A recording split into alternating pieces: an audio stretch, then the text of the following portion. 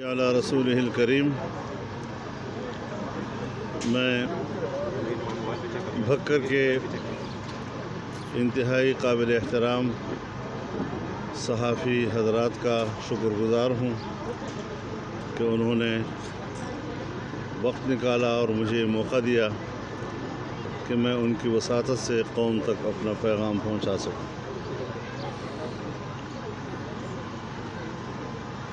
اس وقت ملک کا ہر طبقہ اضطراب کا شکار ہے۔ حکمرانوں کی داخلی ناکامیوں ہی کی وجہ سے نہیں بلکہ بین الاقوامی دباؤ کی بنیاد پر بھی۔ اسٹیبلشمنٹ اس وقت تمام ادارے ہیں، انسٹیٹیوشنز ہیں، ان کے توڑ پھوڑ میں مصروف ہیں، قومی شیرازے کو بکھیرنے میں مصروف ہیں۔ تنظیمات کے مقابلے میں نئے نئے بورڈز اور تنظیمات تشکیل دیے جا رہے ہیں، ان کو مراعات دی جا رہی ہیں، مراعات یافتہ مدارس کے بورڈ تشکیل دیے جا رہے ہیں، اور اس طرح سرکار کے کنٹرول میں مدارس کو لینے کے لیے دوسرے مدارس کو ترغیب دی جاتی ہے کہ وہ مسلمہ تنظیموں سے ہٹ کر حکومت کے بنائے ہوئے بورڈوں میں جائیں اور وہاں مراعات حاصل کریں۔ اس پر بھی ایک سنجیدہ رد عمل دینے کا فیصلہ کیا گیا ہے، اور انشاءاللہ العزیز 20 جون کو پنجاب کی سطح پر ایک بہت بڑا مدارس کنونشن لاہور میں طلب کر دیا گیا ہے۔ اس کے ساتھ ہی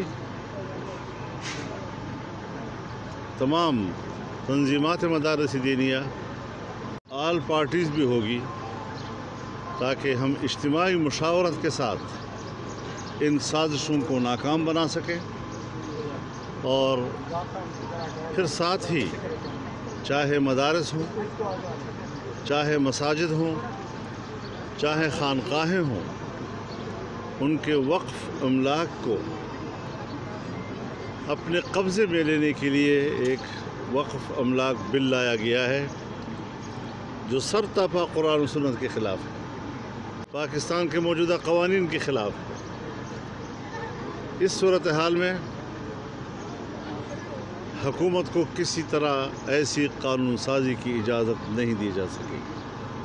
پورے ملک میں بھرپور طور پر اس کے خلاف مزاحمت شروع ہو، اور ساتھ ہی جیسے کہ آپ کو معلوم ہے کہ پاکستان ڈیموکریٹک موومنٹ وہ عوام میں واپس جا رہی ہے رمضان شریف کے تعطل کے بعد، اور 4 جولائی کو انشاءاللہ سوات میں تاریخ کا بہت بڑا اجتماع ہوگا۔ 29 جولائی کو کراچی میں تاریخ کا انشاءاللہ عظیم الشان اجتماع ہوگا، اور جس میں عوام کو ایک پلیٹ فارم پر مجتمع کیا جائے گا تاکہ ایک ناجائز، ناکام اور نااہل حکومت سے اس ملک کو نجات مل سکے۔ نئے بجٹ میں جھوٹ بولنے کا پروگرام بنایا گیا ہے، اور ایک جھوٹا بیانیہ بجٹ کے نام پر قوم کو دیا جائے گا۔ پاکستان کی معیشت جمود کا شکار ہے، اور آئندہ کئی سال تک بھی اگر یہ حکمران رہے تو جمود ہی کا شکار رہے گا۔ کرونا کی برکت سے کچھ پیسے ملے ہیں ان کو، جس پر یہ لوگ اترا رہے ہیں کہ ہماری معیشت بہتر ہو گئی ہے۔ بنگلہ دیش اور انڈیا کے لاک ڈاؤن کی وجہ سے گارمنٹس کی برآمدات کے تمام آرڈرز اب پاکستان کو مل رہے ہیں، جس کی وجہ سے کچھ برآمدات میں فائدہ ہوا ہے، تو اس کو مضحکہ خیز قسم کی بات ہے۔ اس طریقے سے اگر اس ملک کو، اور پھر آپ دیکھیں کہ اسٹیبلشمنٹ کو ابھی تک عقل نہیں آ رہی۔ گلگت بلتستان میں بھی انہوں نے مداخلت کر کے وہاں ان کی حکومت بنائی، اور اب کشمیر کے اندر بھی وہ مداخلت کر کے لوگوں پر دباؤ ڈال کر پی ٹی آئی میں شامل کر کے ان کی حکومت بنوانے کی طرف جانا چاہتے ہیں۔ پھر کیا ہم کس سے توقع رکھیں کہ کون ملک کو بچائے گا؟ ہمیں اسٹیبلشمنٹ کہتی ہے ہم تو ہماری ہی برکت سے ملک بچا ہوا ہے، لیکن ہم کہتے ہیں کہ ملک کو جتنی بھی مشکلات درپیش ہیں اور کمزوریوں کی طرف جا رہا ہے وہ بھی تو آپ کی برکتوں کی طرف سے جا رہا ہے۔ تو اس حوالے سے ملک کی سلامتی پر کوئی کمپرومائز نہیں، عوام کی فلاح و بہبود کے حوالے سے کسی قسم کا کوئی کمپرومائز نہیں ہے۔ ہم بالکل واضح پالیٹکس کر رہے ہیں اور ہم اس ملک میں جس مقصد کے لیے پیدا ہوئے ہیں انشاءاللہ اسی مقصد کے لیے ہماری زندگی وقف ہے اور اس کے لیے ہم آگے بڑھیں گے۔ ہم پاکستان کو قانونی نہیں بننے دیں گے کسی کی۔ افغانستان سے شکست کھا کر نکل جانے کے بعد پاکستان میں ان کو اڈے دینے کا کیا معنی ہوگا؟ پاکستان کی توقیر کا کیا بنے گا؟ اور جو ملک دشمن پالیسی جنرل مشرف نے بنائی تھی آج حوالہ دیا جا رہا ہے کہ 2001 کے معاہدے کی بنیاد پر ہم ایسا کریں گے، پھر کر بھی نہیں سکتے، پھر تردید بھی کرتے ہیں، پھر پینٹاگون کہتا ہے کہ پاکستان نے بات مان لی ہے، ان کے پاس اتنی ہمت نہیں ہے کہ اس کو اون کر سکیں، پھر تردید بھی کر رہے ہیں۔ تذبذب کی حالت میں اسٹیٹ چل رہے ہوتے ہیں، اسٹیٹ کبھی تذبذب میں نہیں چل رہے ہوتے۔ صاف ستھری پالیسی ہماری ہونی چاہیے کہ ہم ایک آزاد ریاست ہیں کہ دنیا میں اس قسم کی چیزیں ڈسکس ہوتی ہیں۔ ایک سیاستدان کی حیثیت سے مجھے کسی بھی پارٹی کے اندر جھانکنے کا کوئی حق حاصل نہیں ہے۔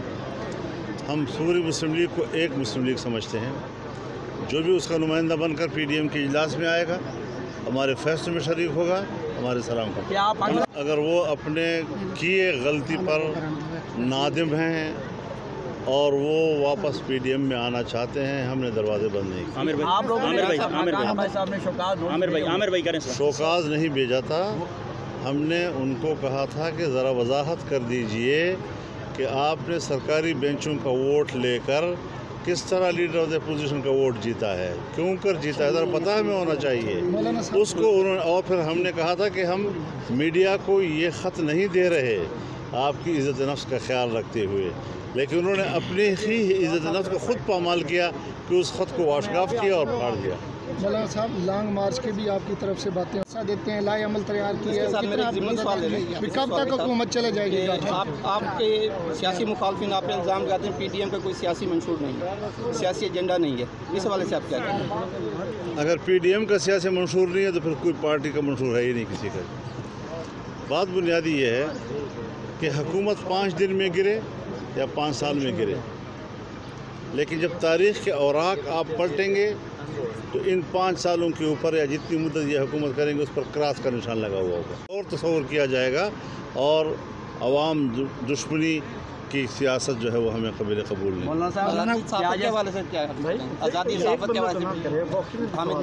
دیکھیے صحافت تو ہم تو ہمیشہ آزادی صحافت کے قائل ہیں۔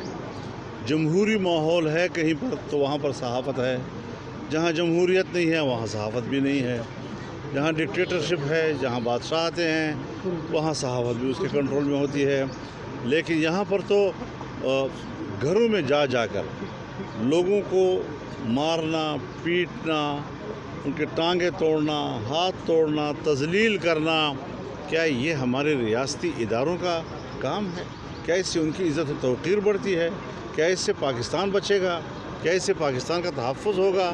تو اس قسم کی چیزوں پہ جو شکایتیں سامنے آ رہی ہیں اس سے اسٹیبلشمنٹ کی گرفت جو ہے اس ملک پر وہ کمزور پڑ جائے گی۔ اس کے لیے آپ لانگ مارچ بھی کر چکے ہیں، پارٹی کو جوڑ بھی چکے ہیں، بہت سارے اعلانات بھی ماضی میں کر چکے ہیں کہ اب گھر گئی، آخر کیا وجہ ہے کہ حکومت گھر نہیں جا سک رہی ہے اور آنے والے وقت میں آپ کا کیا پلان ہے ایسا کہ اسٹیبلشمنٹ اس کو لائی ہے، اسٹیبلشمنٹ اس کی پشت پناہی کر رہی ہے، اسٹیبلشمنٹ ہی اس کے استحکام کا سبب بنی ہوئی ہے۔ کیا لگتا ہے آپ کو ایک دفعہ پھر پی ڈی ایم اس بھرپور قوت کے ساتھ وفاقی حکومت پر سیاسی حملہ کرنے میں کامیاب ہو سکے گی انشاءاللہ کا شکار ہو چکی ہے؟ 3 جلسے ہوں گے، ایک سوات میں ہوگا، ایک کراچی میں، اور پھر اس کے بعد اگست کے اندر اسلام آباد میں ہوگا، تو اندازہ لگ جائے گا کہ عوام کا رد عمل کیا سامنے آ رہا ہے۔ ہمارا دعویٰ ہے کہ جو قوت اس کو لائی ہے وہ پشت پناہی ختم کر دے اس کی۔ جس وقت اسٹیبلشمنٹ کی پشت پناہی ختم ہو جائے گی یہ ریت کے ڈھیر کی طرح اس کی کوئی حیثیت نہیں ہے۔ حکومت ملک میں ہے ہی نہیں، آپ ایک خلا سے گزر رہے ہیں، خلا کے دور سے گزر رہے ہیں، اور خلائی دور سے گزر رہے ہیں. یہ نہ انتخاب ہے، نہ الیکشن ہے، نہ الیکشن میں نمائندے ہیں عوام کے، نہ ان کو عوام کے نمائندہ رہنے کا. اپوزیشن مطلب نہیں جا رہی ہے اسٹیبلشمنٹ کے پاس. جی اپوزیشن حمایت حاصل کرنے کے لیے اسٹیبلشمنٹ کے پاس نہیں جائے گی. ہم عوام کی تائید حاصل کریں گے. اسٹیبلشمنٹ اگر اپنی سیاسی ساکھ ملک میں جو اس کی عزت ہے، اور ہم سب چاہتے ہیں کہ اس کی عزت ہو، کہ ملک اسٹیبلشمنٹ کے بغیر نہیں چلا جاتا، لیکن وہ غیر جانبدار ہو جائے. غیر جانبدار نہیں ہو رہی. وہ فوج کی 2 ہی جگہ ہیں، تیسری کوئی جگہ فوج کی نہیں ہوا کرتی. فوج یا بیرکوں میں یا سرحدات پر. یہاں پر پولیس کی طرح چوکوں میں کھڑی ہو گئی ہے، اور ایک ایک چیز کو وہ خود کنٹرول کر رہے ہیں. کیا فوج تو ہماری آخری سہارا ہوتا ہے. فوج تو آخری ایک ہمارا آپشن ہوتا ہے، اور وہ اگر آئے روز جو ہے چوک و چہراہوں پر پولیس کی طرح کھڑی رہے گی، کیا عزت و توقیر اس کی رہ جائے گی. فلان صاحب یہ بتائیے پولیس کے پارٹنر رکھا جا سکتا ہے؟ ملالا یوسف زئی. یہ باتیں وہ لوگ کریں جی جی کہ جو قرآن و سنت پر یقین رکھتے ہوں. جو لوگ قرآن و سنت پر یقین ہی نہیں رکھتے، وہ جو چاہیں کہہ دیں. اس کا کیا ہے؟ دوسرا کرونا ویکسین والے سے کیا مہنگائی ہوا؟ بہت زیادہ بڑھ گئی. جی کرونا ویکسین کیا ہے؟ میں ڈاکٹر نہیں ہوں نا. ٹھیک ہے، مہربانی.